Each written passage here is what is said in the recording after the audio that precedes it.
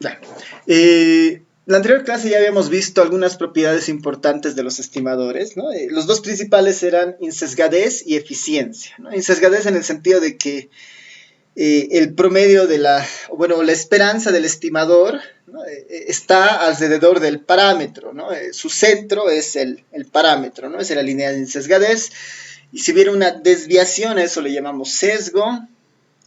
Y bueno, la eficiencia es que cuando nosotros tenemos dos potenciales estimadores para un parámetro, elegimos el que tenga una varianza más pequeña, porque pensamos que la varianza más pequeña significa mayor, de alguna manera, mayor consistencia en los resultados, ¿no? Y bueno, habíamos hecho algunas pruebas, demostraciones respecto a la insesgadez, ¿no? De la varianza muestral, que es bien importante este estimador, dado que hasta la anterior, hasta los anteriores temas, ¿no? Eh, yo les decía que este es el mejor estimador, pero no teníamos una evidencia contundente y bueno, hemos hecho la demostración de que efectivamente, ¿no? La esperanza de la varianza muestral, ¿no? Había sido resultado finalmente la varianza poblacional, ¿no? Había sido finalmente igual a la varianza poblacional, ¿no? Siendo que la varianza muestral tiene un cociente o tiene un denominador de n-1, ¿no? Haciendo la demostración respectiva, utilizando las diferentes propiedades, llegábamos a que finalmente sí, ¿no? Se demostraba que es un estimador insesgado de la varianza poblacional, ¿no? Y bueno, ya con eso en mente, podemos ir definiendo un par de criterios más, ¿no? Un par de criterios más para medir la calidad de una estimación, ¿no? Y una de esas primeras es la definición del error cuadrático medio, ¿no? Es el error cuadrático medio. Este error cuadrático medio, en el fondo, es una medida estadística que mide la calidad de un estimador, ¿no? Es una medida estadística que mide la calidad de un estimador. Y no es tan fácil de construir dependiendo la estimación que uno esté observando, pero en general, más que construirlo o estimarlo, es importante entender lo que refleja esta medida, ¿no? El error cuadrático medio se define como el valor esperado, ¿no? El valor esperado de esta diferencia, ¿no? De esta diferencia cuadrática, ¿no? Que finalmente es el estimador menos el parámetro al cuadrado. El estimador menos el parámetro al cuadrado. Si el estimador a priori fuera exactamente igual al parámetro, ¿no? Por decir en una situación muy óptima, el error cuadrático medio sería cero, ¿no? Es decir, la calidad de la estimación es muy buena, ¿no? Entonces, mientras más pequeño es el error cuadrático medio, ¿no? Mientras más pequeño es el error cuadrático medio, el indicador que nosotros tenemos es de mayor calidad, ¿no? Porque lo que finalmente mide esta medida es la distancia del estimador al parámetro, ¿no? La distancia del estimador al parámetro, ¿no? Ahora, esta distancia, no se olviden que depende mucho de la distribución muestral del estimador, ¿no? El cuadrado siempre penaliza las distancias más largas, ¿no? Esa es la idea del cuadrado, siempre penaliza las distancias más largas. Y la esperanza lo que nos muestra es, bueno, de todas las estimaciones posibles, cuál es el promedio, ¿no? El promedio de esas distancias al cuadrado, ¿no? Entonces, como un resumen finalmente el operador esperanza, ¿no? Ahora, como nosotros podemos notar algunas relaciones con algunas otras medidas, ¿no? De estadística uno recordarán la forma de la varianza, ¿no? Que no necesariamente es igual al error cuadrático medio. Se parecen, pero no son iguales, ¿no? Si queremos, por ejemplo, mirar la varianza de un estimador, ¿no? La varianza de un estimador es igual a la esperanza es como si esta fuera una variable aleatoria, ¿no? La varianza de una variable aleatoria es la esperanza de la variable aleatoria menos su esperanza, todo eso al cuadrado, ¿no? Esa es la definición de una varianza. Si la variable aleatoria en este caso es el estimador, esto simplemente se describe en términos del estimador, ¿no? La esperanza del estimador menos la esperanza del estimador elevado al cuadrado, ¿no? Noten que se parecen en algo, salvo que aquí tengo el parámetro y aquí tengo la esperanza del estimador. ¿En qué circunstancia van a ser iguales estas dos? cuando la esperanza del estimador sea igual al parámetro, es decir, cuando el estimador sea insesgado. Si el estimador es insesgado, ¿no? Si el estimador es insesgado, la varianza del estimador coincide con el error cuadrático medio, ¿no? Si el estimador es insesgado, significa que la varianza, ¿no?, coincide con el error cuadrático medio. Esto significa que la varianza viene a ser una de las medidas para evaluar la calidad del estimador, ¿no?, en presencia de insesgadez, ¿no?, en presencia de insesgadez. Y en ese escenario, mientras la varianza sea más pequeña, la estimación, bueno, el estimador que estamos usando es mucho mejor, ¿no? Podemos trabajar en esta relación, ¿no?, del estimador menos tita, ¿no?, desarrollar el cuadrado y escribir este error cuadrático medio en términos de dos elementos, ¿no? Aquí justamente está eso, ¿no? Noten que podemos desarrollar los cuadrados, ¿no?, los cuadrados. Imagínense que dentro de del tita y del tita sombrero y el tita introducimos una suma cero de esperanzas, ¿no? Acá justamente esto, ¿no? Tita, aquí está está tita sombrero y el tita, ¿no? Puedo introducir menos la esperanza de tita y menos por menos más la esperanza de tita, ¿no? Es como introducir un cero, ¿no? Aquí las esperanzas se están introduciendo como un cero, ¿no?, una negativa y la otra positiva, y puedo reordenar esto en estas duplas, ¿no? Tita con el estimador con su esperanza, el parámetro con la esperanza del estimador, ¿no?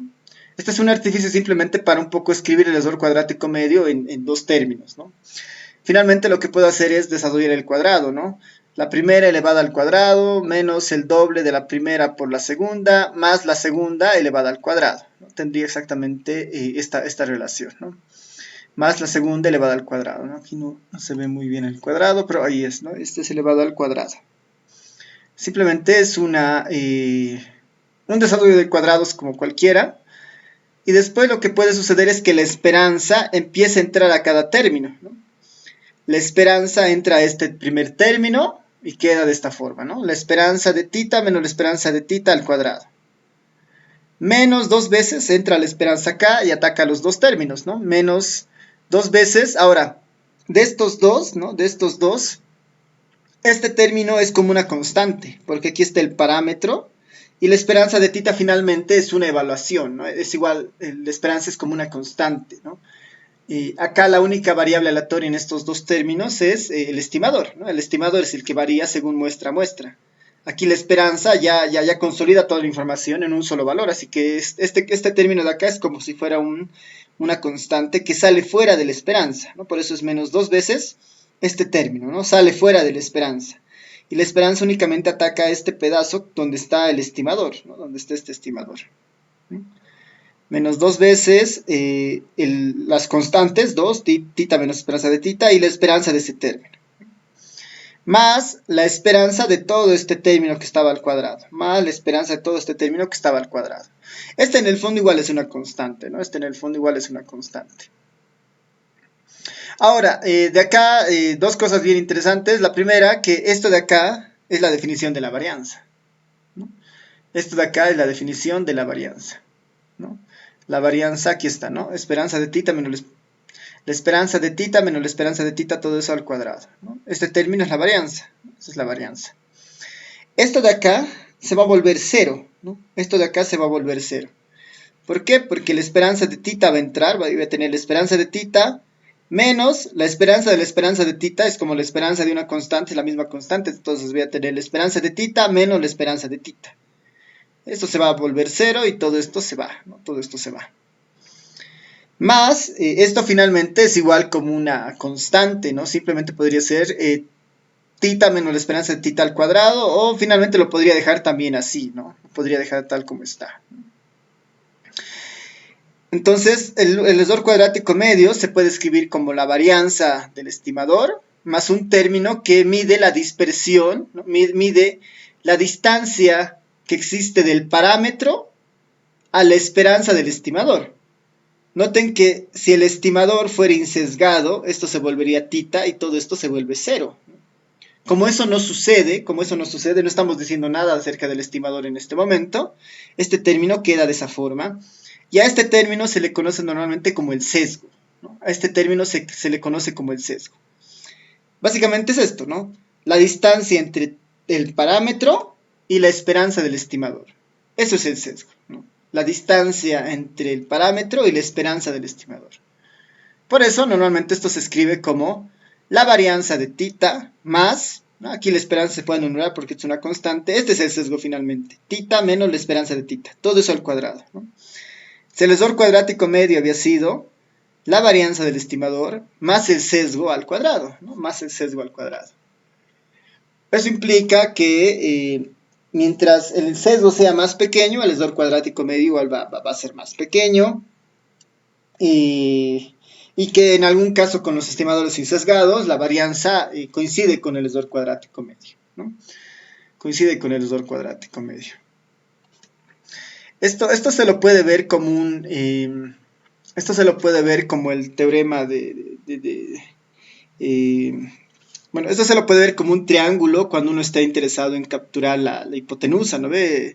La hipotenusa es igual a la suma de los catetos al cuadrado, ¿no ve? Entonces, es como esta fuera la hipotenusa, el error cuadrático medio, y estas fueran los dos catetos, ¿no? El cateto opuesto y el adyacente. Y obviamente, ¿no? Cuando uno de los lados se vuelve más pequeño, ¿no? Cuando el sesgo desaparece, ¿no? El error cuadrático medio en este caso se equipararía a la varianza, digamos. Este va a dar la altura de la deformación, digamos, de nuestras estimaciones.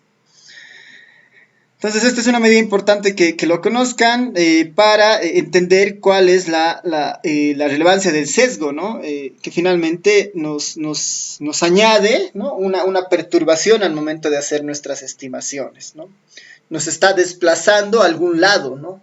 El sesgo nos desplaza o a la izquierda o a la derecha al momento de hacer la estimación. Una medida mucho más precisa, ¿no? Una medida muy fuerte para evaluar la calidad de un estimador es lo que se conoce como la cota de Kramer-Rao, ¿no? Es lo que se conoce como la cota de Kramer-Rao. Es quizás la medida más importante cuando uno califica las estimaciones. Entonces, de alguna manera, como estamos diciendo en el error cuadrático medio, el error cuadrático medio es una medida de calidad del estimador, ¿no? Esta calidad se la evalúa siempre y cuando no exista sesgo. Finalmente esa medida de calidad es la varianza. Entonces la varianza de un estimador viene a ser como la medida que nos interesa minimizar, ¿no? Porque mientras más pequeña sea la varianza y no exista sesgo, significa que el error cuadrático medio también es más pequeño. Por ende, ¿no? Es razonable buscar alguna estrategia que nos permita minimizar la varianza, ¿no? Conocer qué estimador logra que la varianza sea mínima, ¿no? Qué forma de estimador nos garantiza que la varianza sea mínima. Y ahí aparece justamente la cota de Kramer-Rao, ¿no? La cota de Kramer-Rao. Que lo que dice es básicamente que si nosotros trabajamos con muchos estimadores, ¿no? El mejor estimador va a ser el que obtenga la mínima varianza, ¿no? Va a ser el que obtenga la varianza más pequeña, ¿no? Y además sea insesgado. Ese es el mejor estimador, ¿no? Y normalmente eso se lo denomina como el estimador insesgado de mínima varianza es el que alcanza la cota de Kramer-Rao. Es el que alcanza la cota de Kramer-Rao. Ya, entonces, bueno, es posible obtener una cota inferior de la varianza, ¿no? Una cota inferior de la varianza más pequeña de todos los estimadores que nosotros estemos considerando, por decir un tita 1, un tita 2, ¿no? Podemos tener varios estimadores.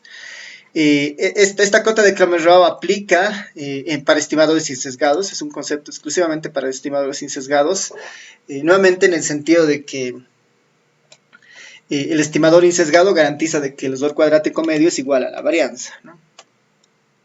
Son insesgados, ¿no? Pensemos que tenemos tita 1, tita 2, que son insesgados del parámetro poblacional, ¿no? Entonces, sea tita, ¿no? Sea un tita, un estimador insesgado del parámetro de interés, tita, ¿no? Basada en una muestra aleatoria de n observaciones, ¿no? Es decir, que nosotros vamos a calificar o vamos a verificar esta cota del Kramer-Rao utilizando una muestra aleatoria, ¿no? Utilizando una muestra, ¿no? Basada en una muestra aleatoria de n observaciones, Y consideremos esta función, ¿no? Consideremos una función, ¿no?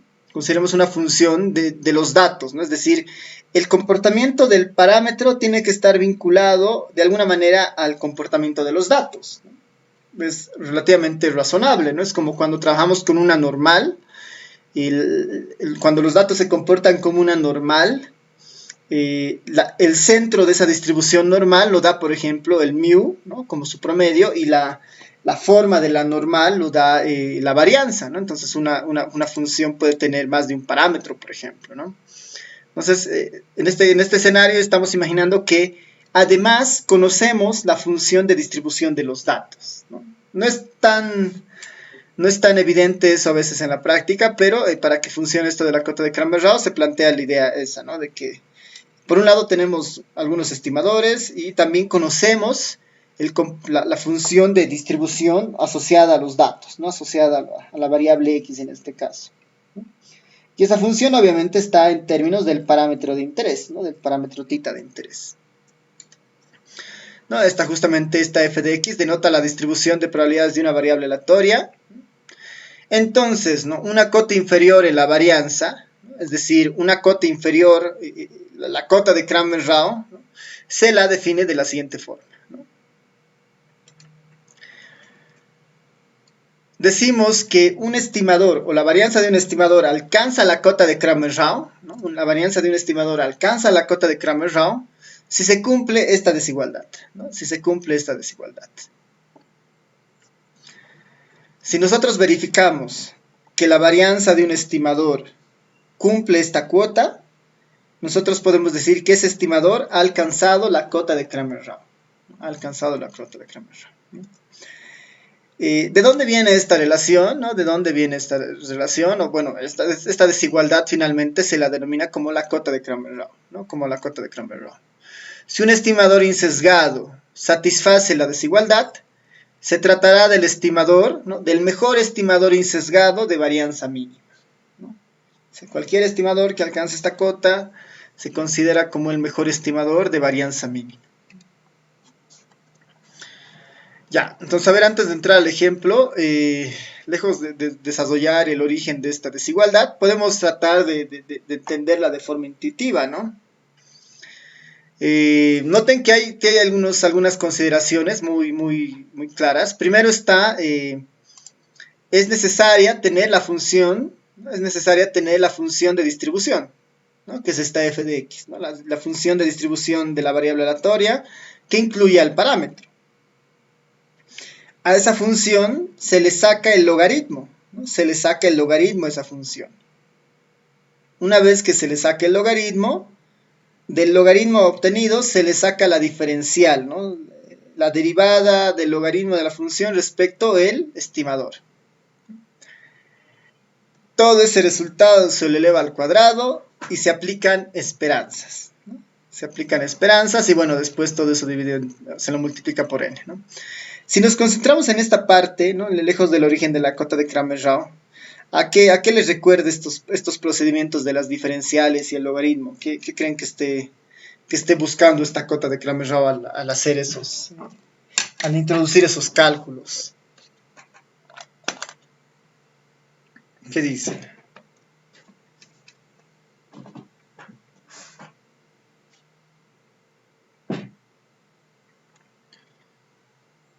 ¿Alguien se imagina por qué pasa esto?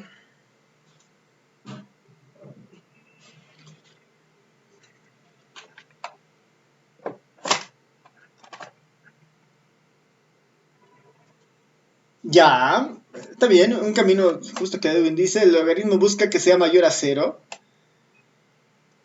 Ya. Tal vez para hallar puntos máximos y mínimos. Esa es justamente la idea, ¿no? Primero, el diferencial, si se acuerdan, para encontrar eso, ¿no? Los puntos críticos de una distribución, ¿qué hacíamos? Utilizábamos derivadas, ¿no? Porque la derivada es una aproximación, ¿no? A la recta tangente que logra, no sé, el óptimo en una función determinada, ¿no? El logaritmo lo que va a hacer es garantizarnos que lo que encontremos, ¿no? sea necesariamente un máximo, digamos, ¿no?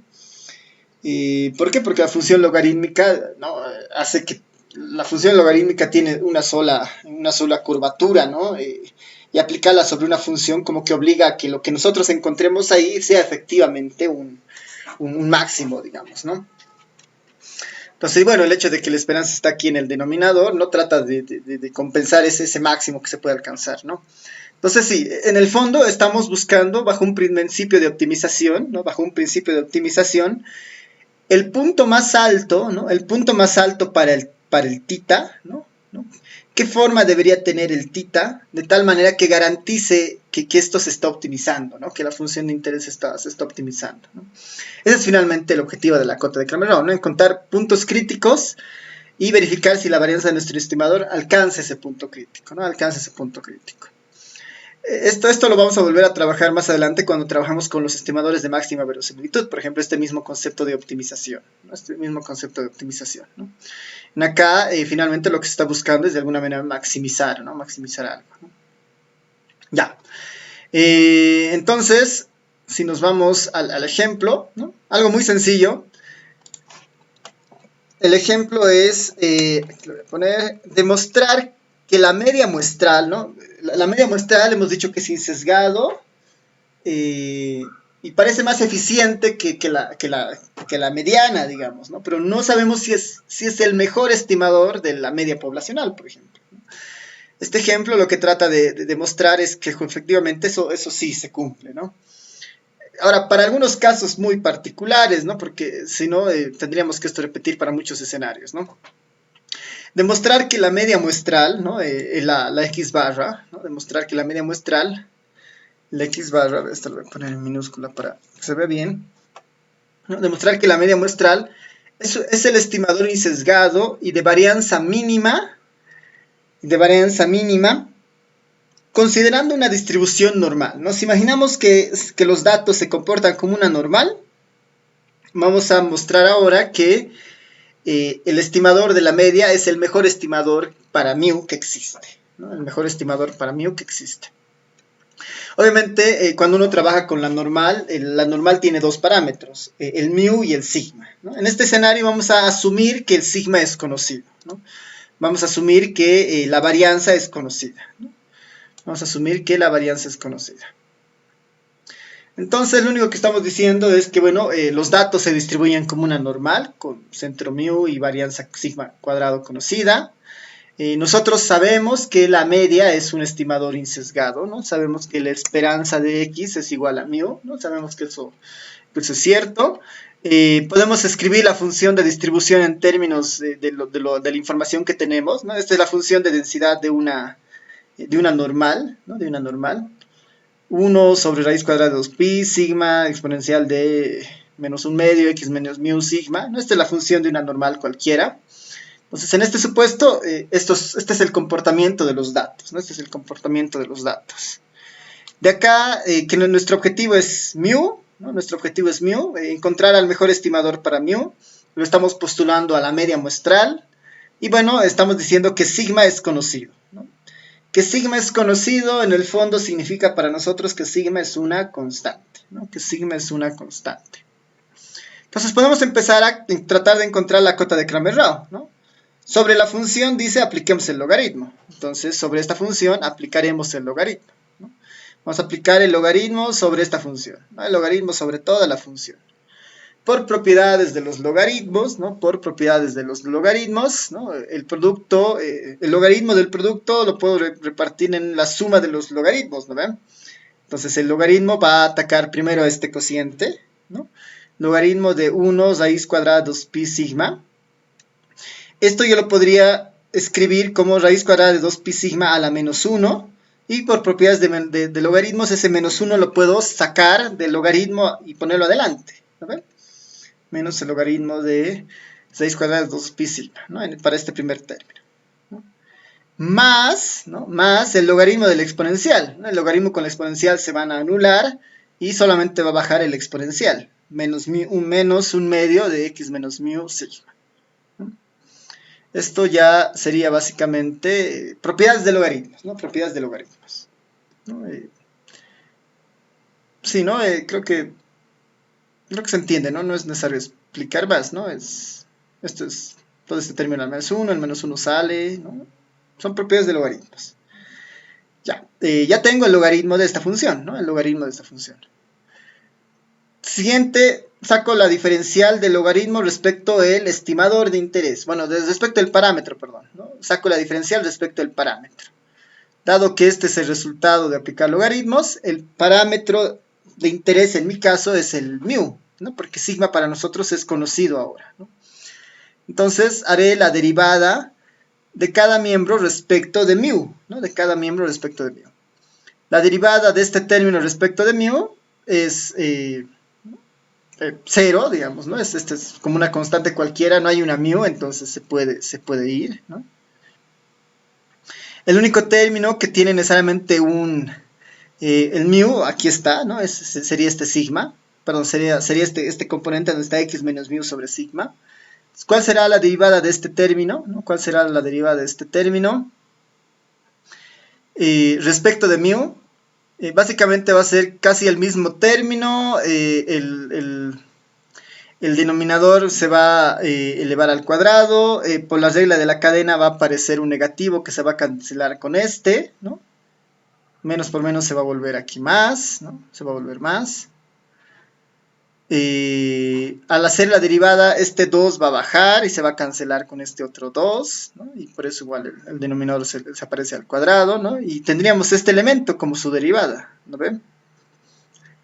La derivada de esto respecto de mu, nuevamente, ¿no? El 2 baja, se cancela, el numerador se eleva al cuadrado, por regla de la cadena el menos mu, se sale el menos 1 y este con menos se va y se vuelve más, ¿no? Este término de acá sería x menos mu sobre sigma cuadrado, sería la derivada de este término respecto de mu, ¿no? La derivada de este término respecto de mu. Según la cota de Cramer-Rao, todo eso hay que elevarlo al cuadrado y eso sacarle la esperanza, ¿no? Todo ese término, toda esta derivada lo elevo al cuadrado y todo eso le saco la esperanza.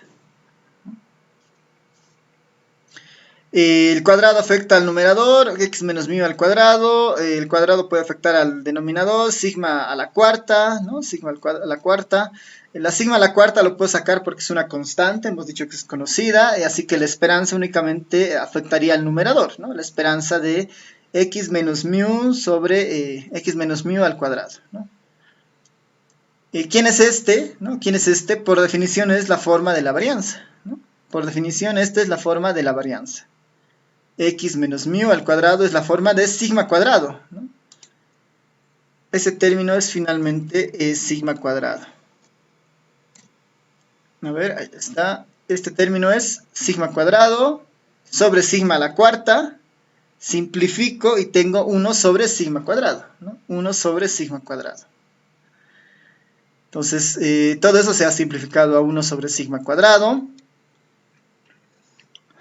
Y bueno, finalmente ya podríamos calcular la cota de Cramer-Rao o establecer la cota de Cramer-Rao y ver si nuestra medida cumple, ¿no? Entonces, la varianza, ¿no? Vamos aquí a describir la cota de Cramer-Rao, aquí está. La varianza del estimador debería ser mayor o igual a esta desigualdad para alcanzar la cota de Cramer-Rao, ¿no? Para pensar que este estimador es insesgado y de mínima varianza. Todo este término ya lo tenemos, que es 1 sobre sigma cuadrado, ¿no? Va a ser básicamente n sobre sigma cuadrado. Entonces lo podemos reescribir de esta forma, ¿no? La varianza del estimador, mi estimador de interés es la media, ¿no? La media muestral. La varianza de x barra será mayor o igual a, y aquí reescribo la cota de Cramer-Rao, 1 sobre, ¿no? n multiplicado por la esperanza, ¿no? Y esa esperanza era 1 sobre sigma cuadrado, ¿no? 1 sobre n de sigma cuadrado. Extremos con medios tendría sigma cuadrado sobre n, ¿no? Y casualmente este valor, ¿no? Esta cota de Cramer-Rao que acabamos de hallar es exactamente igual a la varianza de la media muestral, ¿no? Entonces la varianza de la media muestral coincide con la cota de Cramer-Rao, ¿no? Coincide con la cota de Cramer-Rao. Por lo tanto podemos afirmar que sí, efectivamente la media muestral es el mejor estimador, ¿no? Es un estimador insesgado y de mínima varianza para para alcanzar la cota de Kramer-Rao, ¿no? Entonces el estimador de la media es el mejor estimador para el promedio poblacional, ¿no? Para el promedio poblacional. Ese es básicamente el objetivo de esta cota de Kramer-Rao, digamos, ¿no? de esta estimación. Tal vez aquí como una tarea, ¿no? Como una tarea sería interesante evaluar, ¿no?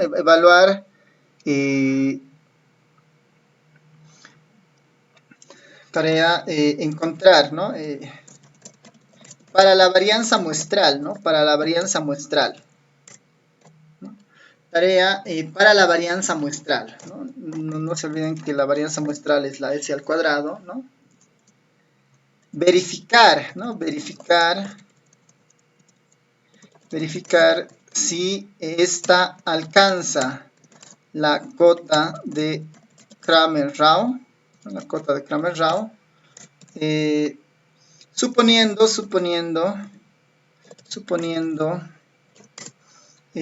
media conocida y distribución normal, ¿no? Distribución normal. Una tarea de práctica, digamos, ¿no? Es más que todo un ejercicio para que vayan viendo esto de la cota de Kramer-Rao. En el fondo es prácticamente hacer casi lo mismo, solo que nuestro foco ya no está en mu, ¿no? Nuestro foco está en el sigma, ¿no? En el sigma. Entonces acá el logaritmo debería ser respecto de sigma y ver qué forma tiene la cota de Kramer-Rao, ¿no? Bueno, entonces tal vez aquí más que verificar para la varianza muestral S cuadrado, encontrar la cota de Kramer-Rao, ¿no? Encontrar la cota de Kramer-Rao, ¿no? Suponiendo media conocida y distribución normal.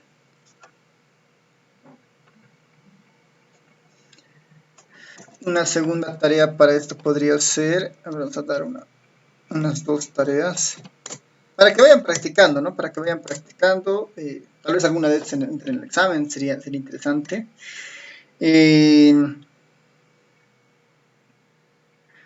Pensaremos en una distribución un tanto más conocida, ¿no? A ver, podemos ver la distribución exponencial, podemos recordar, ¿no? Porque normalmente esta de cota de Kramer-Rao nos ayuda harto para encontrar a los mejores estimadores, ¿no? Ya. Para la media, ya encontrar la cota de Kramer-Rao, ya. Suponer que los datos, ¿no? Suponer que los datos se distribuyen como una exponencial, ¿no? Bueno, vamos a anotar más adelante. Suponer que X se distribuye, ¿no? Como una exponencial, ¿no? Si recuerdan, la distribución exponencial de estadística 1 tenía un parámetro, ¿no? Y el parámetro era el lambda. Suponer que X se distribuye como una exponencial. Suponer que X se distribuye como una exponencial con parámetro lambda, ¿no? Con parámetro lambda, ¿no? Si el objetivo es estimar lambda, ¿no? Es decir, quisiera saber qué forma tiene que tener lambda con una muestra aleatoria, ¿no? Si el objetivo es estimar lambda, ¿no? Encontrar la cota de Kramer-Rao. La cota de Kramer-Rao para lambda. Para lambda.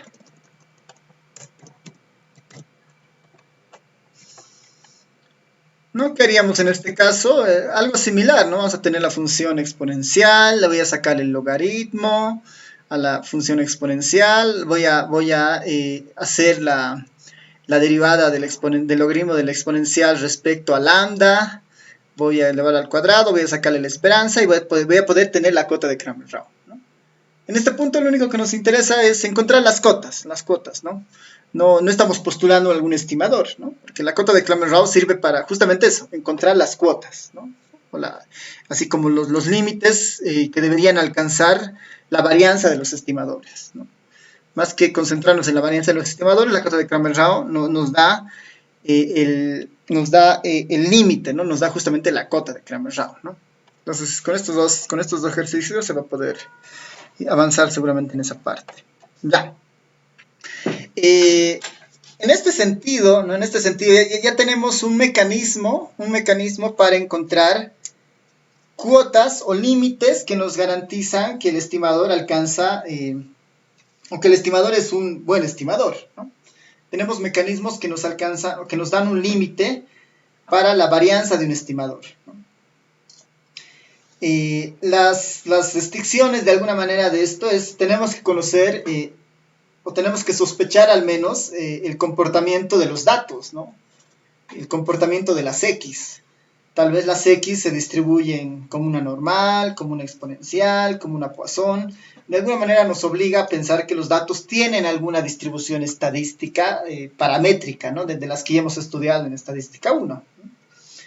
La cota de Kramer-Rao nos va a dar eso, nos va a dar límites, ¿no? Límites a los cuales tenemos que apuntar. Pero no necesariamente nos da un estimador, ¿no? No nos dicen cuál es el mejor estimador, ¿no? Entonces todavía estamos necesitando algunas estrategias, ¿no? Estamos necesitando algunas estrategias para encontrar la forma que deberían tener los estimadores, ¿no? Si recuerdan hasta el capítulo anterior, ¿no? Yo les daba un ejemplo de, bueno, pensemos en el parámetro del total, ¿cuál será un buen estimador, digamos, ¿no? Pensemos en el parámetro del promedio, ¿cuál será un buen estimador? ¿No? Y intuitivamente parecía que era la media multiplicada por n para encontrar esos valores. Entonces teníamos algunas sospechas, ¿no? Teníamos algunas sospechas, pero no necesariamente un método consistente para encontrar un estimador, un candidato estimador. Los métodos que vamos a ver ahora son métodos que están orientados a darnos esos candidatos estimadores para algunos parámetros, ¿no? Entonces, de ahora en adelante vamos a estudiar al menos dos de estos métodos que nos dan candidatos para encontrar los estimadores, ¿no? Nos van a dar la forma de un estimador para estimar a un parámetro, ¿no? Ese es justamente el objetivo de estos métodos que vamos a ver. Restricciones de estos métodos, bueno, es que nuevamente tenemos que estar en el marco de una distribución conocida, ¿no? Tenemos que definir la distribución de nuestra variable aleatoria de la cual estamos obteniendo la muestra, ¿no? Esta podemos decir, proviene de una normal, ¿no? Proviene de una exponencial, proviene de una chi cuadrado, ¿no? Tenemos que, a priori, predefinir la forma de la distribución de interés, ¿no? Esa es una condición para hacer coser estos métodos, ¿no? Hay dos métodos que son bastante buenos, que están orientados nuevamente en procesos de optimización, ¿no? Queremos reducir varianzas y queremos encontrar el estimador que nos garantice algo de eso, ¿no? Ambos métodos no nos garantizan insesgadez, pero sí nos garantizan que eventualmente son estimadores óptimos. El primer método se llama el método de máxima verosimilitud, ¿no? El método de máxima verosimilitud, ¿no? A veces también conocido como el método de máxima probabilidad, ¿no? Esta idea de la verosimilitud tiene a veces un sinónimo de probabilidad, ¿no? Así que tiene un poco esas características. Ya, a ver, tal vez antes de avanzar con esto del método de máxima verosimilitud, no sé si tienen alguna consulta, duda.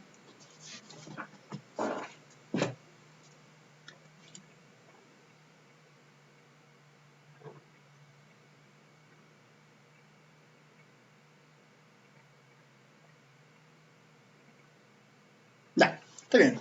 Entonces, a ver, seguiremos. En términos de historia estadística, hay dos métodos muy populares. Uno es el método de máxima verosimilitud, que por esencia es el mejor, ¿no? El método de máxima verosimilitud, que por esencia es mejor, porque en su construcción está el concepto de optimización, ¿no? La optimización, encontrar máximos, encontrar mínimos, bueno, en este caso encontrar así puntos críticos. Ese es el objetivo del método de máxima verosimilitud, ¿no? En temporalidad, este método es el último de los que se desarrollan, ¿no? Antes de este existía otro método que se llamaba el método de momentos, que también lo vamos a ver, ¿no? El método de momentos parte de la idea de que para encontrar un buen estimador, este estimador debería tener relaciones con los momentos respecto el promedio de los datos, ¿no? Respecto la esperanza de los datos, la varianza de los datos, ¿no? Tiene un poco esa conexión, mientras que los métodos de máxima verosimilitud dicen o plantean que los mejores estimadores están conectados los que logren optimizar la función original de los datos, ¿no? La función original de los datos. Ese es nuestro objetivo finalmente, ¿no? Ya, entonces veremos el método y un poco los pasos de lo que hace este método, ¿no? Los pasos que hacen estos métodos. Ya, entonces partimos de la idea de que estamos trabajando con una variable aleatoria, ¿no? Estamos trabajando con una variable aleatoria x, ¿no? Que tiene una distribución f de x. Justamente esta distribución tiene en su definición como tal algún parámetro vinculado, ¿no? F de x con algún parámetro θ, ¿no? Como antes, ¿no? La normal con su parámetro media o con su parámetro sigma, ¿no? La exponencial con su parámetro lambda, la binomial con su parámetro n y su parámetro p, digamos, ¿no? Estamos en ese escenario, ¿no? Idealmente conocemos la función de interés, ¿no? Idealmente conocemos la función de interés.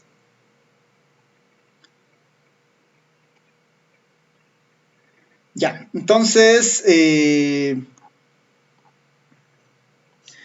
partimos de esta función. Nuestro θ este de la función es justamente el parámetro de interés. Queremos encontrar un estimador de este θ. Cuando veían sus clases de estadística 1, por ejemplo, ¿no? Normalmente nos daban los parámetros ya dados, ¿no? Recordarán de estadística 1, seguramente que no, cuando veían alguna distribución, planteaban, ¿no? Sea X una distribución Poisson con lambda igual a 1/3, ¿no? Sea X una distribución exponencial con lambda igual a 2. Ya nos daban de alguna manera en esos ejercicios los valores de los parámetros, ¿no? En este escenario estamos en la idea de que nosotros queremos saber cómo estimamos esos valores, ¿no? Cómo estimamos esos valores. Entonces, ¿qué nos dice? Bueno, partimos de la función de distribución, la función de densidad, la f de x con el parámetro. Vamos a recolectar una muestra que nos va a ayudar a encontrar ese valor óptimo, ¿no? Esa máxima verosimilitud. Entonces, sean x1, x2 hasta xn, variables aleatorias, independientes e idénticamente distribuidas, ¿no? Variables aleatorias, independientes e idénticamente distribuidas.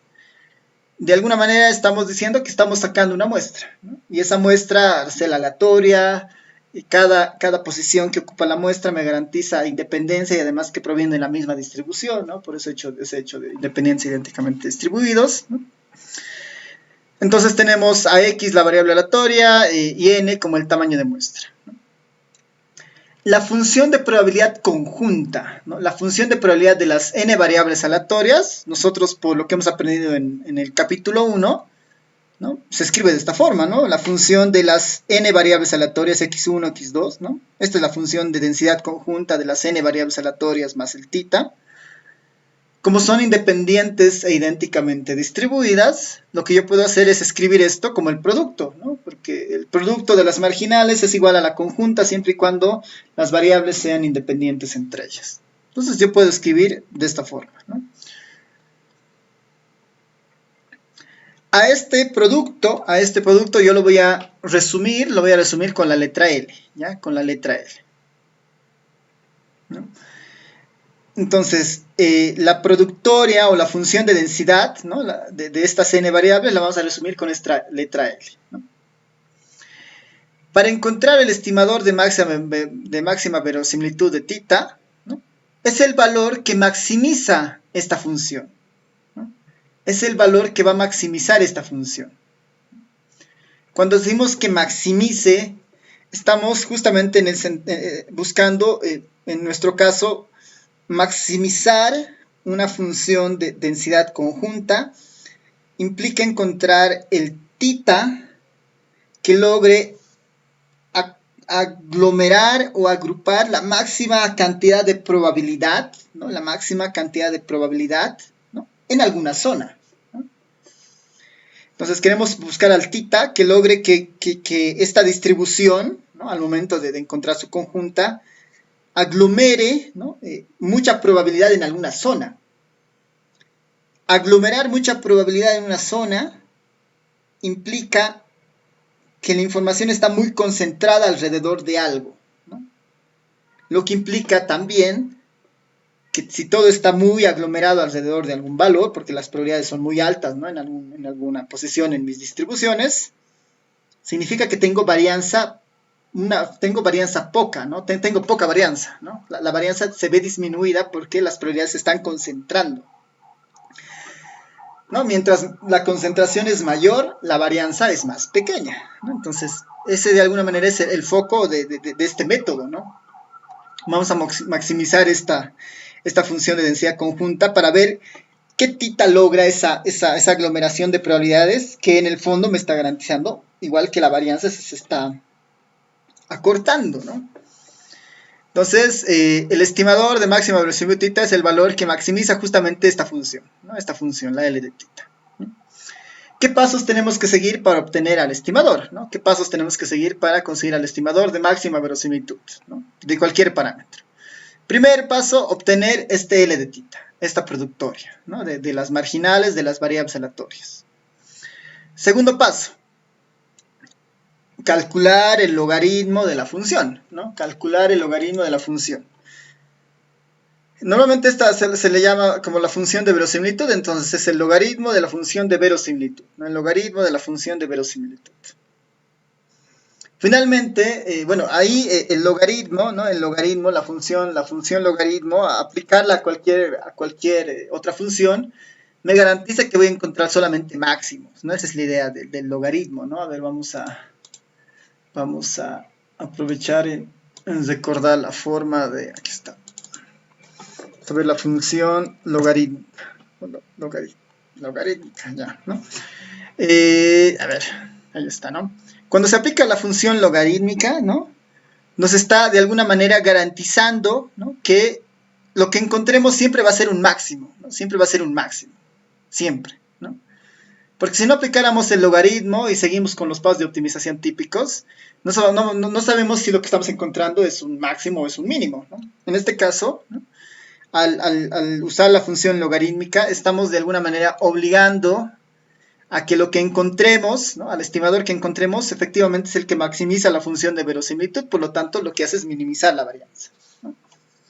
Ese es el objetivo del segundo paso, ¿no? Calcular el logaritmo. Finalmente, como cualquier problema de optimización, ¿no? Resolvemos la ecuación. La derivada del logaritmo de la función de verosimilitud respecto a tita, ¿no? Resolvemos esta ecuación y despejamos, ¿no? Despejamos tita, ¿no? La forma que tenga tita al resolver esta ecuación es el estimador de máxima verosimilitud. Entonces, los pasos son relativamente sencillos, ¿no? Es calcular el producto, calculamos la máxima verosimilitud como el producto de las variables aleatorias, calculamos un logaritmo y finalmente resolvemos esta ecuación que es la derivada del logaritmo de la función de máxima verosimilitud respecto a tita, despejamos tita y ese es el estimador de máxima verosimilitud, ¿no?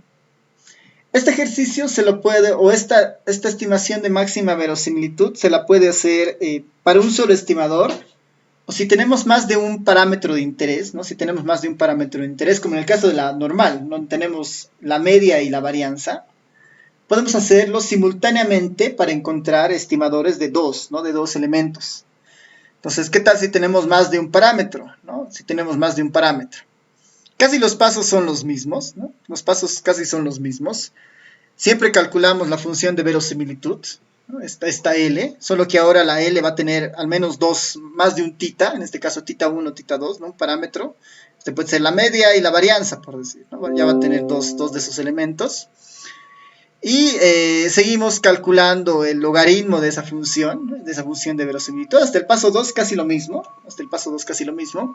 Solo que ya en el paso 3, en lugar de resolver una sola ecuación, ¿no? Como en este caso cuando es un solo parámetro, resolvemos un sistema de ecuaciones, ¿no?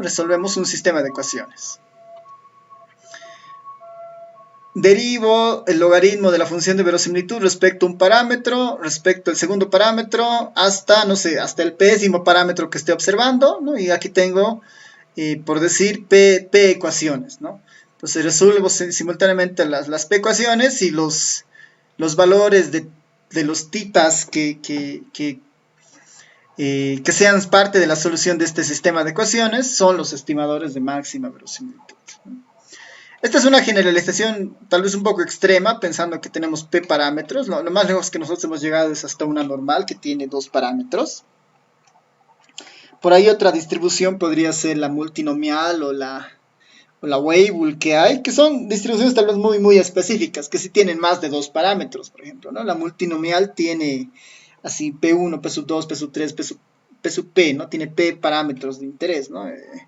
Que son ya tal vez distribuciones muy, muy específicas, ¿no? Pero si en algún caso nos topamos con eso, la forma de estimar es básicamente resolver un sistema de ecuaciones, ¿no?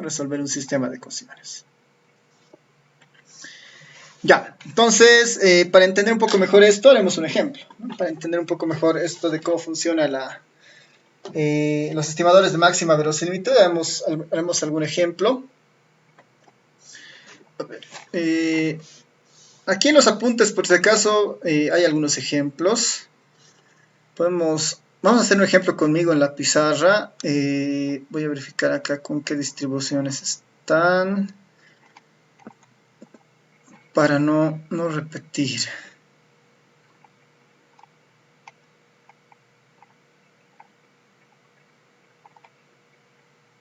Es la Poisson.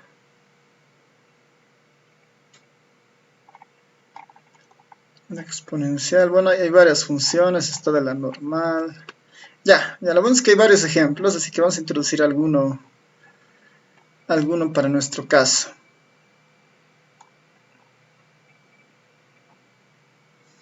Ya, esto básicamente sirve para cualquier función que ustedes tengan conocida o que hayan visto en estadística 1, ¿no? Que son las típicas de estadística, ¿no? Este método se va a ajustar a cualquiera de esas funciones para encontrar la forma de sus parámetros, por ejemplo, ¿no? La forma de sus parámetros. Lo único que necesitamos es seguir los pasos que hemos enunciado, ¿no? Esos 3 pasos. A ver, denme un momentito, voy a abrir una pizarra para resolver uno de los ejemplos.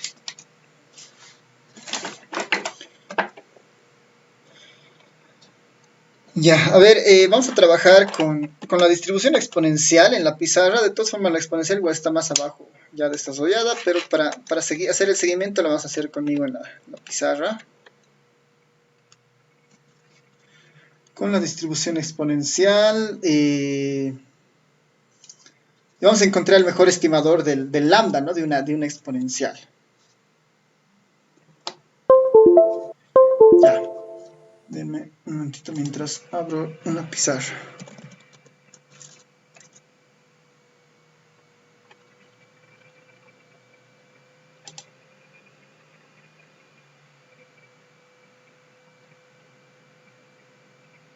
Ya, por si acaso esta es de una de las pizarras que ya les he compartido, pero si no les vuelvo a compartir.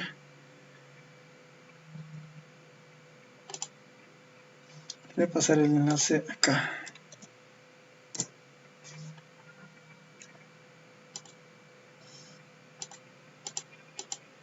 Ya. Para ir completando ¿no? Para ir completando el ejemplo incluso que dimos la anterior, bueno, esta tarea de la cota de Cramer-Rao para una exponencial, ¿no? Esto de la cota de Cramer-Rao para una exponencial. Quisiéramos conocer la forma que tiene, cómo estimamos al lambda de una distribución exponencial, por ejemplo, ¿no? De una distribución exponencial. A ver, vamos a iniciar de esta forma.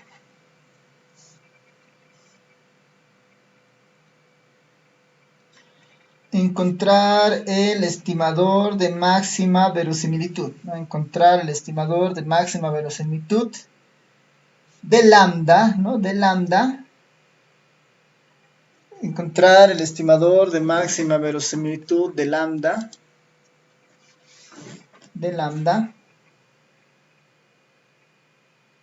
Cuando x, ¿no? Cuando x se distribuye como una exponencial con parámetro lambda, ¿no? Encontrar la estimación de máxima verosimilitud de lambda cuando x se distribuye como una exponencial con parámetro lambda, ¿no? ¿Qué forma tendrá lambda, digamos, de alguna manera, ¿no? ¿Qué forma tendrá lambda? Para recordar simplemente,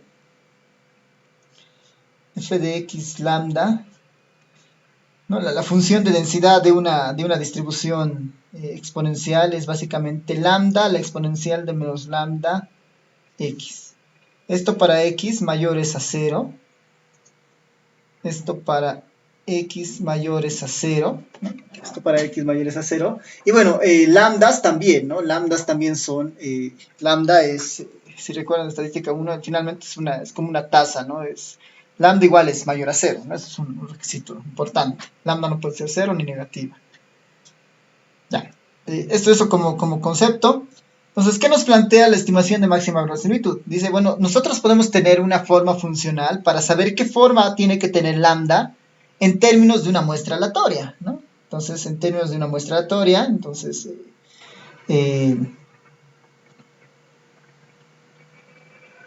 suponer, ¿no? Suponer que se obtiene, ¿no? Suponer que se obtiene una muestra aleatoria, ¿no? Suponer que se obtiene una muestra aleatoria, ¿no? Una muestra aleatoria de tamaño n, ¿no? De tamaño n. Una muestra aleatoria de tamaño n, tal que, ¿no? Tal que tengo, ¿no? x1, x2, x3,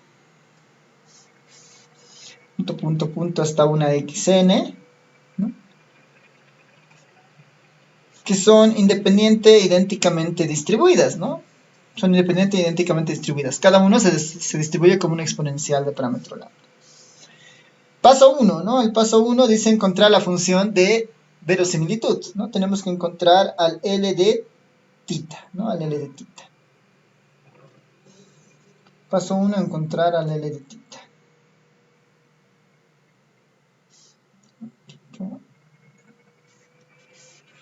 Paso 1, encontrar al L de tita. ¿Qué es el L de tita? En el fondo es f de x1 por tita multiplicado por f de x2 por tita multiplicado hasta el f de xn por tita. Esto es por notación, a veces es mejor escribirlo así, ¿no? Es finalmente una productoria de i igual a 1 hasta n de f de x y por tita, ¿no? La función de verosimilitud finalmente es una productoria, ¿no? Esta yo la escribo en términos de la exponencial, ¿no? Cada una de estas es una exponencial, ¿no? Cada una de estas es una exponencial. Entonces, esto yo lo puedo escribir de la siguiente forma, ¿no? Lambda exponencial de menos lambda x1. Lambda exponencial de menos lambda x2 por exponencial de menos lambda xn. ¿No? Sería básicamente eso, ¿no? Sería básicamente eso. Aquí, ¿no? Lambda exponencial de menos lambda xn. Como todo es producto, empiezo a hacer propiedades de productos, ¿no? Misma base, los exponentes se suman, ¿no? Lambda, ¿cuántas veces? N veces. Lambda, n veces. Exponencial de menos lambda x, ¿no? Igual, misma base el exponencial. ¿Qué pasa con los exponentes? Se van a sumar, ¿no? Menos lambda x 1 menos lambda x2 menos lambda xn, ¿no? Ahí tengo factor común, tendría algo así, igual a 1 hasta n, ¿no? Exponencial de menos lambda de la sumatoria de xy sobre n. Ese es el paso 1. Encontrar a la función de verosimilitud, que en este caso sería esa, ¿no? Esa es nuestra función de verosimilitud. El paso 2 es aplicar el logaritmo a esta función de verosimilitud, ¿no? Aplicar el logaritmo a esta función de verosimilitud. En el fondo, esta es la distribución conjunta de las n variables aleatorias, ¿no? Es la distribución conjunta de las n variables aleatorias. Ya, paso 2 entonces. Paso 2, aplicamos logaritmo a esta función. Aplicamos el logaritmo a la función de verosimilitud. Aplicamos logaritmo a esto, ¿no? Aplicamos el logaritmo a lambda n exponencial de menos, un poquito, está cargando. Ya, de menos lambda sumatoria de xy. Esto está sobre la muestra, así que voy a poner S, ¿no? Haciendo referencia que todo esto está sobre la muestra. ¿Ya? Todo esto está sobre la muestra. Está sobre S. Por propiedades de logaritmos, los logaritmos se distribuyen en el producto como la suma de los logaritmos. El logaritmo va a atacar este término, los exponentes bajan fuera del logaritmo, entonces tendría algo así. N veces el logaritmo de lambda. Más, debería ser más, logaritmo del exponencial. El logaritmo con la exponencial se anulan, así que solamente cae el exponencial. Entonces esto sería menos lambda de la sumatoria de x y sobre s. ¿No? Ahí está. Y ya está, ya tengo el logaritmo de las funciones, ¿no? No puedo hacer más reducciones. Tercer paso, resolver esta ecuación. ¿Cuál es la ecuación? N veces el logaritmo, no, perdón. Tercer paso, sí, tengo que resolver esa ecuación, pero tengo que sacar la derivada, ¿no? Tengo que resolver esta ecuación. La derivada, bueno, esta no es derivada parcial, esta es la derivada del logaritmo de la función de verosimilitud respecto al parámetro de interés, ¿no? Respecto al parámetro de interés. En nuestro caso sería la derivada de todo esto respecto de lambda, ¿no? La derivada de todo esto respecto de lambda. La derivada de n logaritmo de lambda, ¿qué será? N sobre lambda, ¿no ven? N sobre lambda. No, la derivada del logaritmo de lambda es 1 sobre lambda, así que n lambda nomás. Menos la derivada de esto respecto de lambda, lambda se va y solamente me quedaría menos la sumatoria de x y sobre la muestra. El tercer paso es la derivada del logaritmo de la verosimilitud igualada a 0, ¿no? Igualada a 0. Entonces la ecuación principal que tengo que resolver es esta. ¿Qué tenemos que hacer ahí? Despejar el estimador, ¿no? Despejar el estimador. Entonces de esto nosotros podemos concluir casi, bueno, esto lo podemos ver, a ver, vamos por pasos, ¿no? N veces lambda es igual a la sumatoria de las x y sobre s, ¿no? xy sobre s. Esto yo lo puedo como que dar la vuelta, ¿no? Dar la vuelta y tener algo como lambda n veces la sumatoria de s de x y. Algo así podría tener, ¿no? Y bueno, esto yo lo puedo reescribir, esta n lo puedo llevar aquí como un denominador y podría tener algo así, ¿no? Lambda es igual a 1 sobre, ¿no? A 1 sobre, lambda es igual a 1 sobre la sumatoria de las xy en la muestra sobre n. Y este no es nada más, este ya es bien conocido para nosotros, es la media muestral, ¿no? Esta es la media muestral de las x. Entonces lambda había sido igual a 1 sobre x barra, ¿no? A 1 sobre x barra. A 1 sobre x barra. Ahí está, a 1 sobre x barra.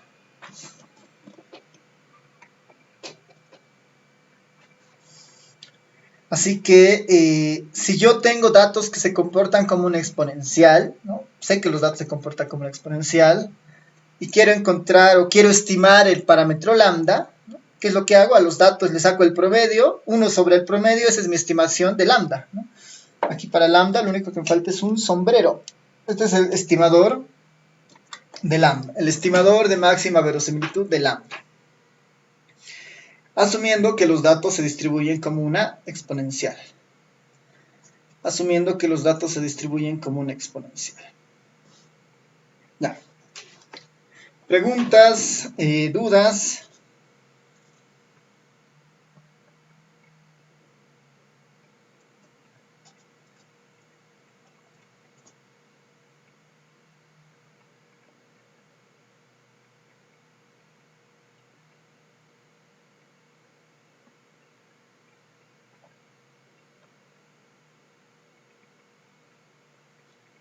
Comentarios.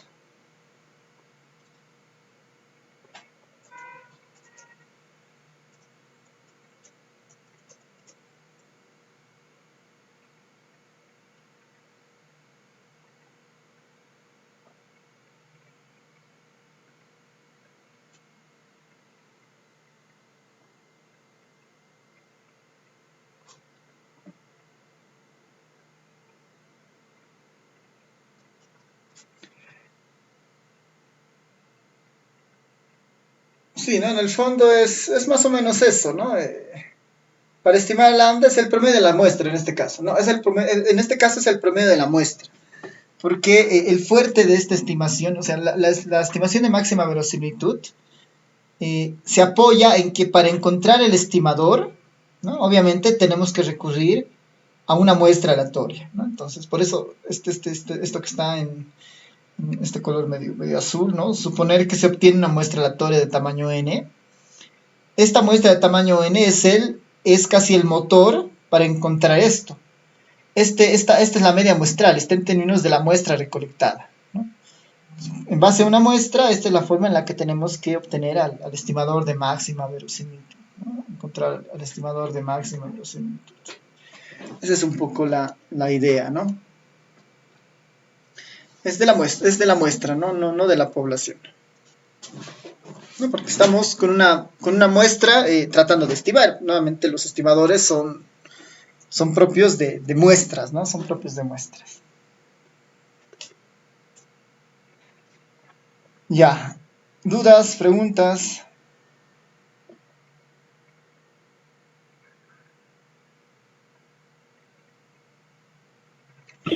Cuando quisiéramos estimar, digamos, para más parámetros, ¿no? Acá lo hemos hecho para uno, en este caso para lambda, tendríamos que derivar con respecto a cada parámetro y así tendríamos un sistema de ecuaciones y así podríamos hallar, ¿verdad? Para cada o...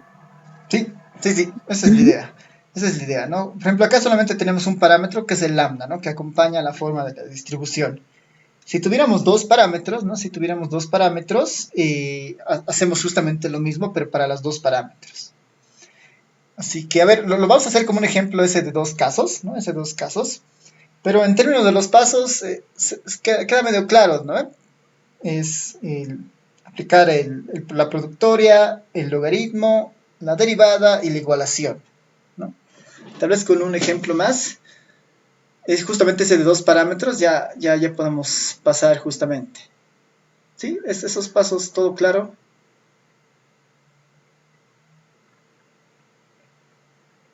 Ya, voy a asumir que sí, ¿no?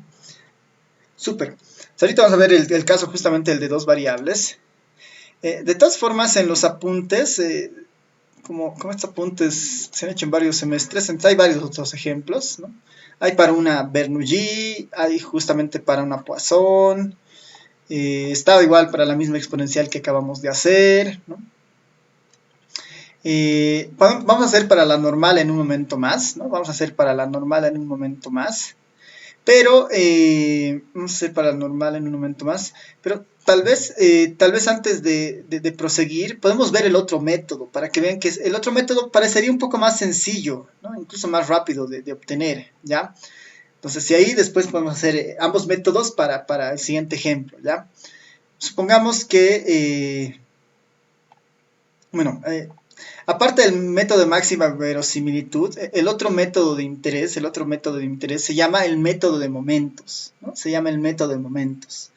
Este método es un tanto mucho más sencillo que el anterior y van a ver que casi logran los mismos resultados, siendo un método muy, muy simple de utilizar, ¿no?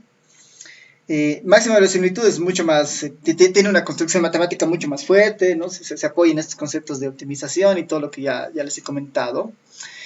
Este método es casi el primero que salió, ¿no? Por Pearson en 1894, así finales de los 800, mientras que el de verosimilitud sale pues, en 1912, ¿no? Casi 10, 12, casi 20 años después, digamos, ¿no? Y el que se utiliza incluso hasta ahora es el de máxima verosimilitud cuando uno quiere encontrar algún estimador en particular, ¿no? Este método de momentos es muy, muy sencillo, ¿no? Lo que dice es, bueno, recordemos lo que son los momentos respecto al origen, dice, ¿no?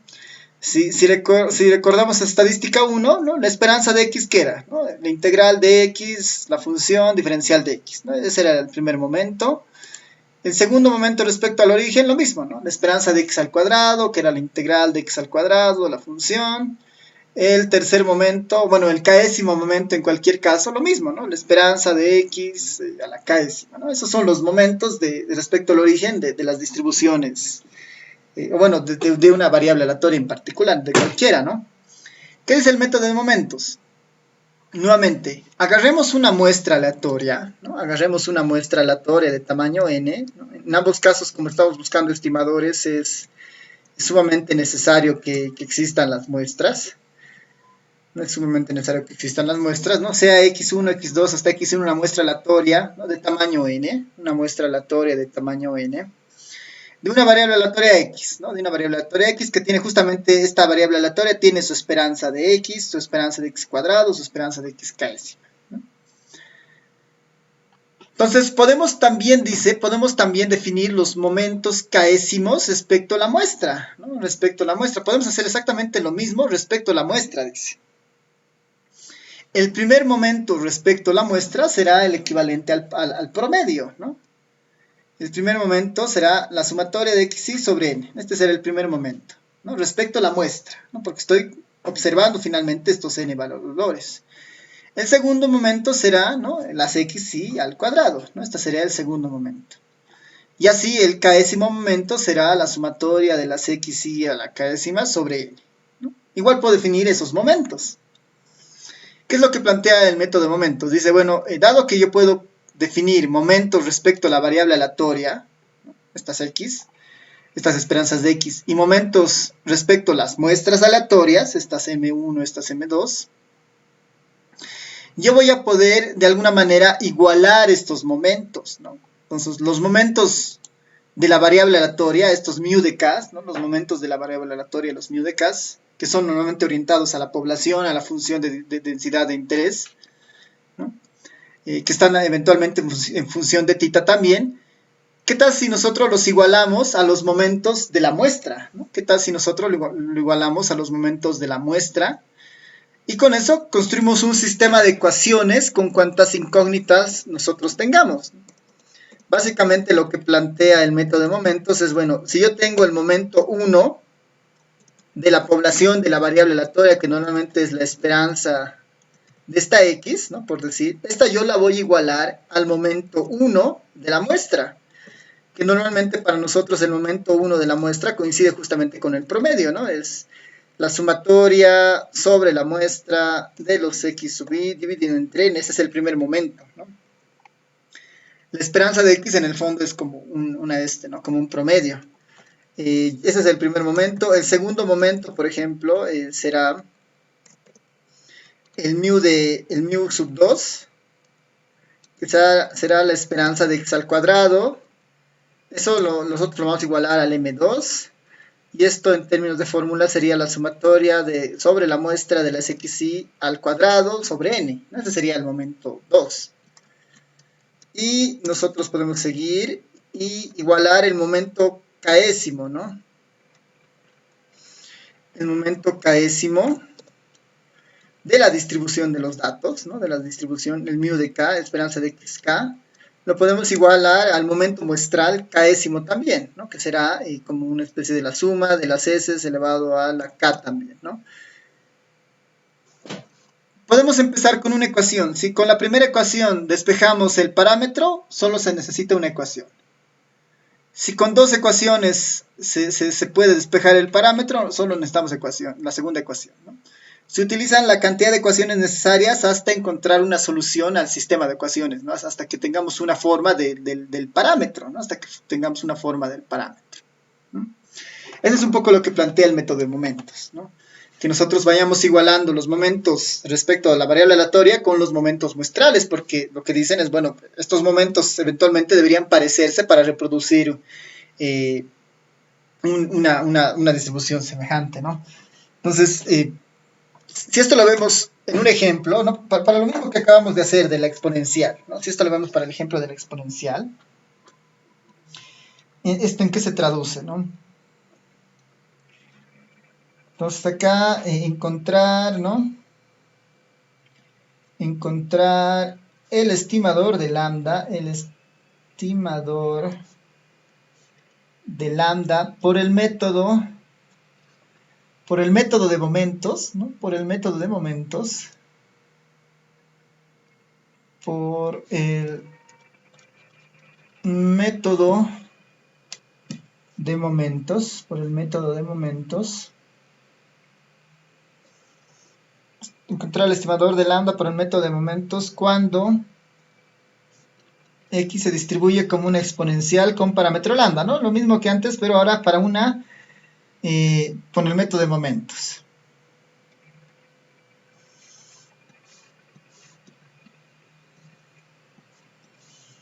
Nuevamente recordar que la función de una exponencial es bastante sencilla, ¿no? Es lambda exponencial de menos lambda, ¿no? Lambda exponencial menos lambda x.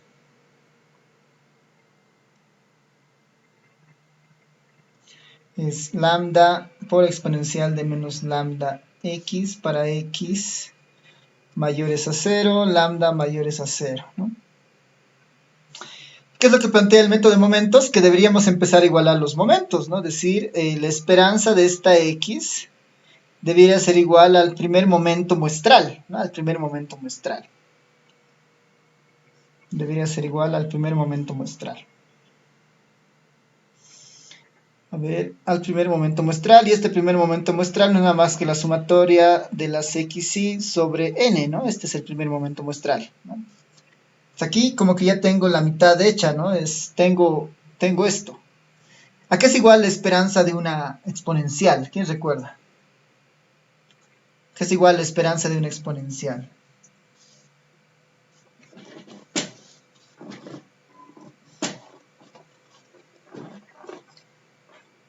Esta de acá, por si acaso, se construye justamente con la muestra aleatoria, ¿no? Con la x1, la x2, hasta la xn, donde estas son independientes e idénticamente distribuidas, ¿no? Aquí se construye, aquí se utiliza la muestra, ¿no? En esta parte. En esta parte se utiliza la muestra. ¿Alguien recuerda que era igual la esperanza de x?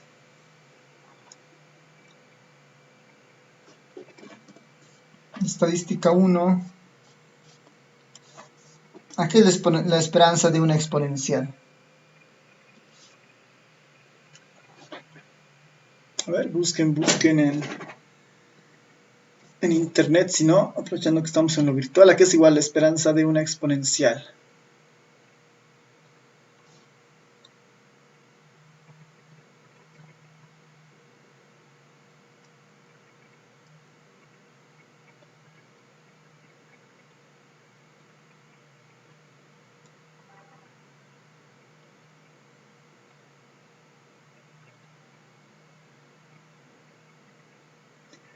¿Alguien ha encontrado?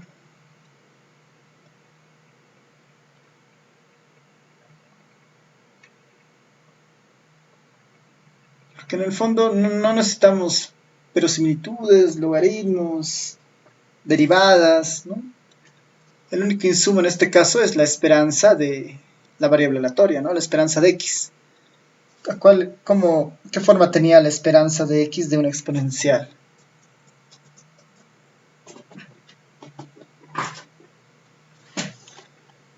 Era el 1 inverso sobre de lambda. lambda. Eso, ¿no ve? 1 sobre lambda, ¿no? Es 1 sobre lambda, ¿no? 1 sobre lambda. Es lo máximo que van a tener que recordar en estos. O sea, si no, resolver esto, ¿no? 1 sobre lambda. Entonces, ¿qué nos plantea el método de momentos? Estos dos deberían ser iguales. Y despejando esa ecuación, ¿no? Si es suficiente esta ecuación, tienes el estimador de lambda, dice. Allá, la esperanza de x es 1 sobre lambda. 1 sobre lambda es igual a esto. ¿Esto para mí quién es? Es la media muestral, ¿lo ves? Esto es la media muestral. X barra. Despejo lambda. Lambda es igual a 1 sobre x barra. Sombrero. ¿Y ya está? El estimador de lambda por el método de momentos es 1 sobre x barra. El estimador de momentos de lambda es 1 sobre x barra. Y hemos hecho una simple igualación. Y si notan el estimador por máxima verosimilitud es exactamente el mismo. Hemos tenido que hacer todo este proceso. Por el método de momentos hemos llegado exactamente a lo mismo. ¿No? ¿Se entiende el método de momentos?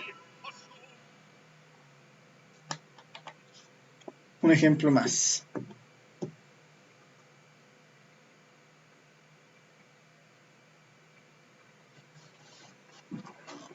Ya, haremos un ejemplo más. A ver, con este método de momentos, ¿no? Con el método de momentos,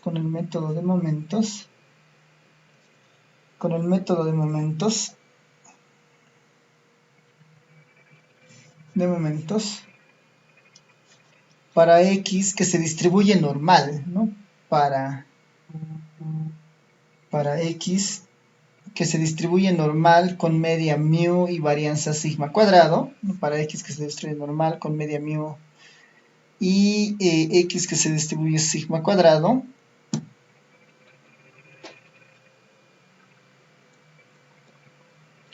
encontrar, ¿no? Encontrar los estimadores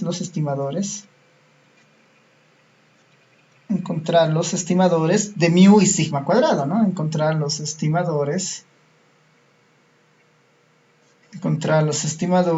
de mu y sigma cuadrado, ¿no?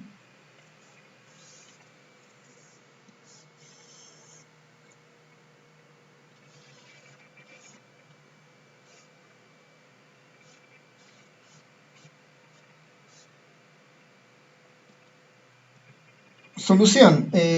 Vamos a plantear nosotros básicamente la idea, ¿no? La esperanza de x es igual al momento 1, ¿no? Al momento 1. Ver si esto es suficiente en un caso y si no vamos a recurrir al otro, ¿no? La esperanza de x al cuadrado es igual a m sub 2, ¿no? Si fuera necesario. Es lo que nos plantea el estimador de momentos. Ya. Entonces, con eso en mente, lo que necesitamos saber es qué forma tiene la esperanza de x y la esperanza de x2 para una normal, ¿no? Antes de resolver el método de momentos. Porque sabemos que el m1 es el x barra, por ejemplo, este m1 es el x barra. Y este m2 es como la sumatoria de las xy al cuadrado sobre n, ¿no? Ese es el m2, por ejemplo, ¿no?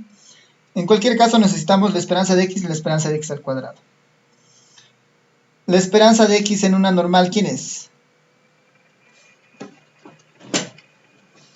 La esperanza de x en una normal, ¿quién es?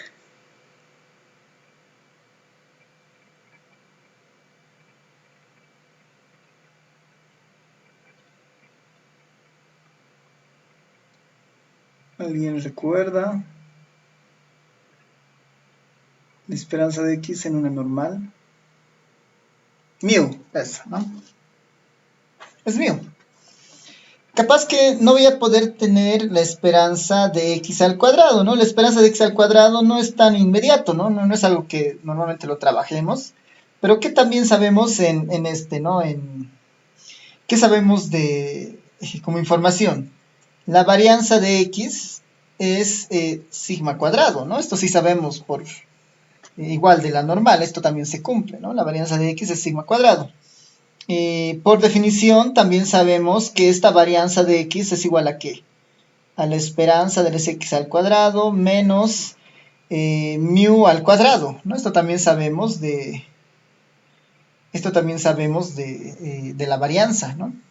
De alguna forma de esta relación de acá puedo sacar la forma de la esperanza de x al cuadrado, ¿no? Por lo tanto, la esperanza de las x al cuadrado había sido igual a ¿qué? A sigma cuadrado más mu cuadrado, ¿no? Este mu va positivo, entonces ya tenemos. Por lo tanto, ya tengo por un lado el primer momento que es este, ¿no? En la esperanza de x. El segundo momento respecto al origen que es este, la esperanza de x al cuadrado. Ya los tengo en términos de fórmula para la variable aleatoria.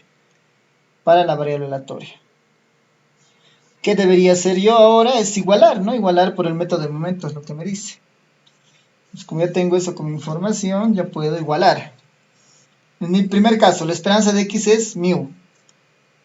Mu es igual a ¿quién? A m1. m1 es x barra. La primera ecuación ya me ha dado el estimador de mu.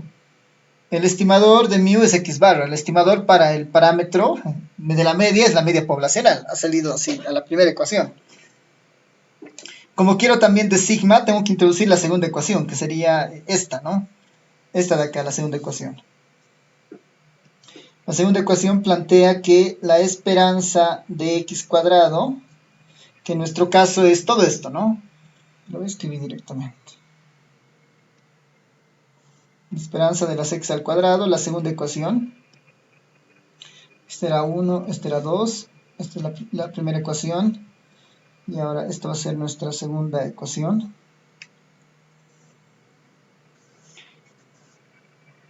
Sigma cuadrado más mu cuadrado más mu cuadrado es igual a ¿quién? Sigma cuadrado más mu cuadrado es igual a ¿quién? A esto, ¿no? Al m2. El m2 para mí es la sumatoria de las xy al cuadrado, ¿no? Sobre la muestra dividido entre n. Aquí puedo hacer algunos desarrollos adicionales, ¿no? Aquí voy a pasarlo esto acá como sigma cuadrado había sido igual a sigma cuadrado había sido igual a la sumatoria de las xy al cuadrado de s sobre n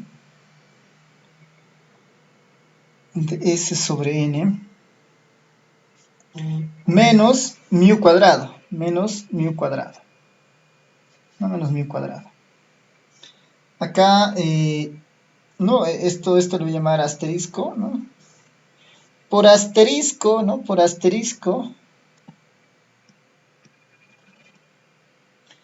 Esto de acá lo puedo seguir manteniendo como está, la sumatoria de xy al cuadrado sobre n menos, el mu se puede estimar con x barra. Este sería x barra al cuadrado. ¿Y este quién es? Este de acá, ¿quién es? Es la varianza, no es la varianza muestral, la varianza muestral es sobre n menos 1, ¿no? Sería como el sigma cuadrado sombrero, digamos, ¿no? O lo que es lo mismo, este término de acá no es nada más que la sumatoria sobre s de las xy menos x barra, todo es al cuadrado sobre n, ¿no? De las xy menos x barra al cuadrado sobre n, ¿no? Ese sería el estimador de momentos, ¿no? Entonces ya tengo la solución, ¿no? Este es el estimador para la media muestral. El estimador de la media poblacional había sido la media muestral, el estimador de momentos, y el estimador de varianza poblacional, según el método de momentos, había sido esta varianza, ¿no? Esta varianza, que no es la varianza muestral sobre n-1, sino que es tiene esta forma, ¿no? Es como un estimador por copia. Ahora, nosotros sabemos, por si acaso, que este sigma cuadrado sombrero no es insesgado. Este tiene sesgo. Hemos demostrado en la anterior clase que el único que es insesgado es la esperanza de la varianza muestral, ¿no? La esperanza de la varianza muestral, esta sí es sigma cuadrado. Esta no es insesgada, ¿no? La esperanza de sigma cuadrado es distinto a sigma cuadrado, por si acaso, ¿no? Esto no se cumple.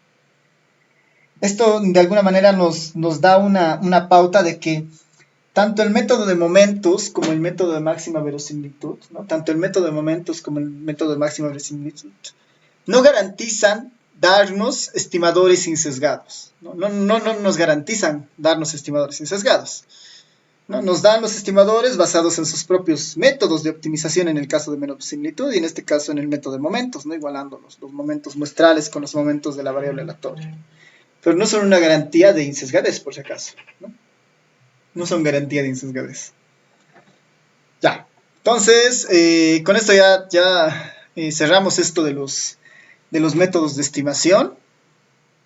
Hemos hecho un par de ejemplos para esta parte.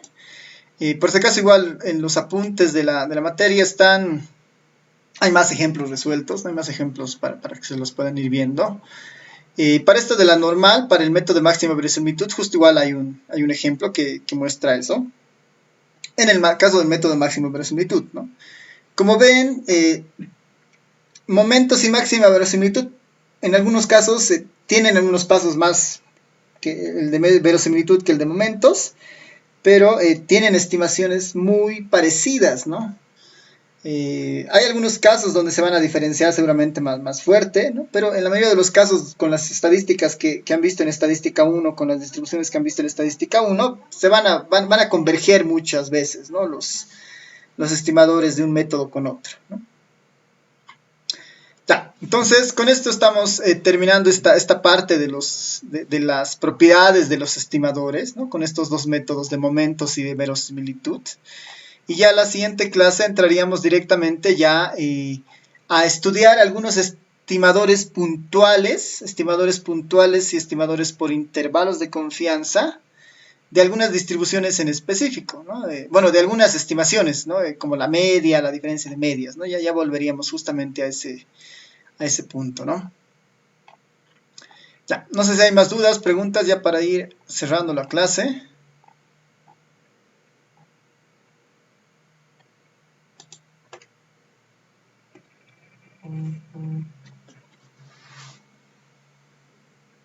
Ya. Súper, entonces terminamos acá. Y sí, yo más rato, en un momento más, voy a subir las notas al Classroom. Tengo que ordenar unas cositas más y ya con eso voy a tener las notas listas. Pero sí, hoy lo voy a subir, así que revisen sus notas, los solucionarios y cualquier duda nuevamente al correo, por favor, ¿no? Cualquier observación o que tengan. Ya. Nos vemos entonces. Chao, chao, hasta el miércoles. Nos vemos. Chao, chao.